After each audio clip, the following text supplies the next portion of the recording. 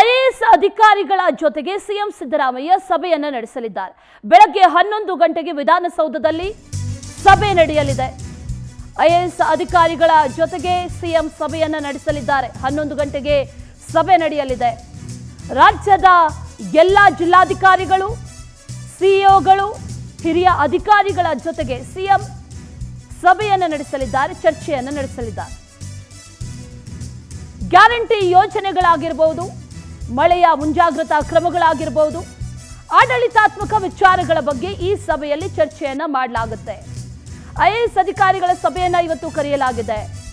ಬೆಳಗ್ಗೆ 11 ಗಂಟೆಗೆ ವಿಧಾನಸೌಧದಲ್ಲಿ ಈ ಸಭೆ ನಡೆಯಲಿದೆ.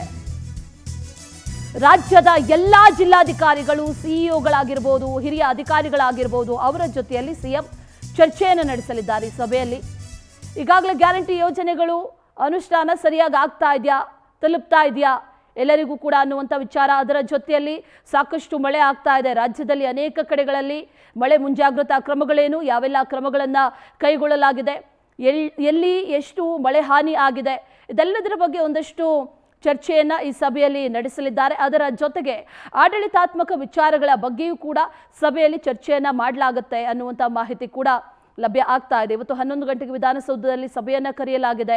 ಹಿರಿಯ ಅಧಿಕಾರಿಗಳಾಗಿರ್ಬೋದು, ಐಎಎಸ್ ಅಧಿಕಾರಿಗಳು, ಜೊತೆಗೆ ಸಿಇಒಗಳು, ರಾಜ್ಯದ ಎಲ್ಲ ಹಿರಿಯ ಅಧಿಕಾರಿಗಳ ಜೊತೆಯೂ ಕೂಡ ಇವತ್ತು ಸಿಎಂ ಚರ್ಚೆಯನ್ನ ಮಾಡಲಿದ್ದಾರೆ.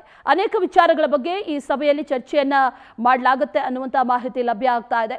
ಬಹಳ ಮುಖ್ಯವಾಗಿ ಆಡಳಿತಾತ್ಮಕ ವಿಚಾರಗಳು, ಅಡ್ಮಿನಿಸ್ಟ್ರೇಟಿವ್ಗೆ ಸಂಬಂಧಪಟ್ಟಂತೆ ಯಾವ ರೀತಿಯಾಗಿ ನಡೀತಾ ಇದೆ ಅನ್ನುವಂಥ ವಿಚಾರಕ್ಕೆ ಸಂಬಂಧಪಟ್ಟಂತೆ ಒಂದಷ್ಟು ಅಧಿಕಾರಿಗಳಿಂದ ಮಾಹಿತಿಯನ್ನು ಕೂಡ ಸಿಎಂ ಪಡೆದುಕೊಳ್ತಾರೆ ಅನ್ನುವಂಥ ಮಾಹಿತಿ ಕೂಡ ಈಗ ಲಭ್ಯ ಆಗ್ತಾ ಇದೆ. ಮತ್ತೊಂದು ಕಡೆಯಲ್ಲಿ ಮಳೆ ಆಗ್ತಾ ಇದೆ, ಅದರ ಮುಂಜಾಗ್ರತಾ ಕ್ರಮಗಳು ಯಾವ ರೀತಿಯಾಗಿ ಇದೆ ಅನ್ನೋದನ್ನು ಕೂಡ ಈ ಸಭೆಯಲ್ಲಿ ಚರ್ಚೆ ಮಾಡಲಾಗುತ್ತೆ.